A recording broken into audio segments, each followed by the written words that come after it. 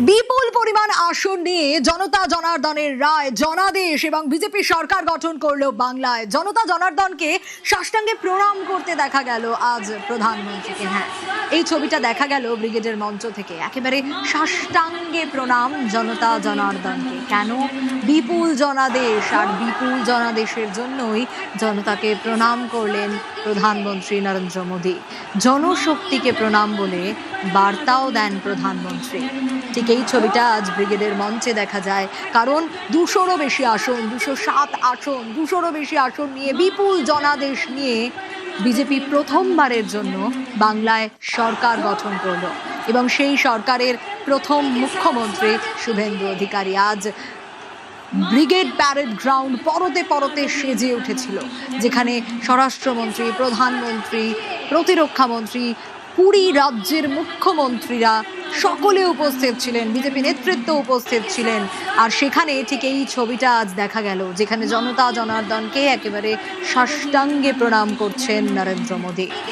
বিপুল জনাদেশের জন্যই জনতাকে প্রণাম, তার জনশক্তিকে প্রণাম বলে বার্তা দেন মোদী। কারণ ভোটের আগে থেকেই আমরা দেখেছি কিভাবে প্রচারে একের পর এক জায়গায় প্রচার সেরেছেন নরেন্দ্র মোদী। পশ্চিমবঙ্গ জুড়ে বারবার করে বিভিন্ন প্রান্তে ছুটে গিয়েছেন, প্রচার করেছেন এবং বারবার বাংলার মানুষকে বলেছে বিজেপিকে ভরসা করার জন্য।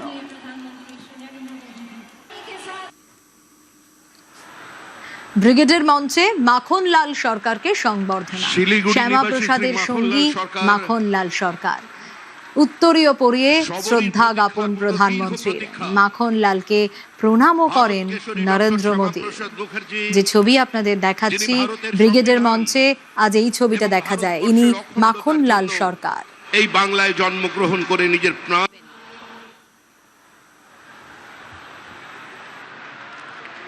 শিলিগুড়ি নিবাসী শ্রী মাখনলাল সরকার সবরই প্রতীক্ষার মতো দীর্ঘ প্রতীক্ষা।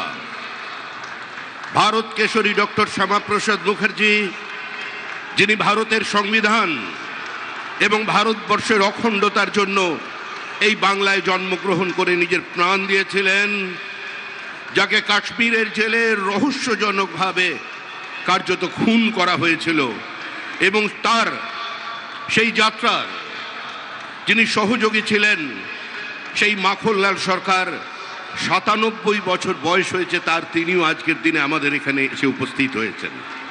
শ্রী মাখনলাল সরকার তারপরে দিল্লিতে একটি দেশাত্মবোধক গান গাওয়ার জন্য দিল্লি পুলিশ তাকে গ্রেপ্তার করে। কংগ্রেসের সরকার নিয়ে যাওয়া হয় বিচারালয়ে। বিচারপতি বলেন তার উকিলের পরামর্শে যে ক্ষমা চান, আপনার মুক্তি দেব। কিন্তু মাখনলাল সরকার বলেছিলেন আমি কোনো অপরাধ করিনি, সুতরাং আমি একটা গান গেয়েছি।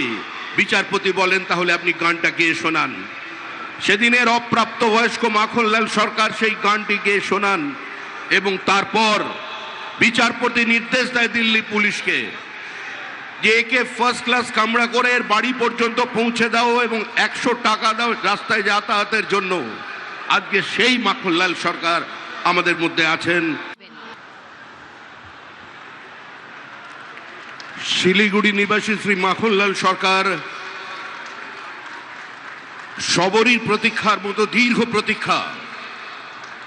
ভারত কেশরী ডক্টর শ্যামাপ্রসাদ মুখার্জি, যিনি ভারতের সংবিধান এবং ভারতবর্ষের অখণ্ডতার জন্য এই বাংলায় জন্মগ্রহণ করে নিজের প্রাণ দিয়েছিলেন, যাকে কাশ্মীরের জেলে রহস্যজনকভাবে কার্যত খুন করা হয়েছিল, এবং তার সেই যাত্রার যিনি সহযোগী ছিলেন, সেই মাখনলাল সরকার 97 বছর বয়স হয়েছে তার, তিনিও আজকের দিনে আমাদের এখানে এসে উপস্থিত।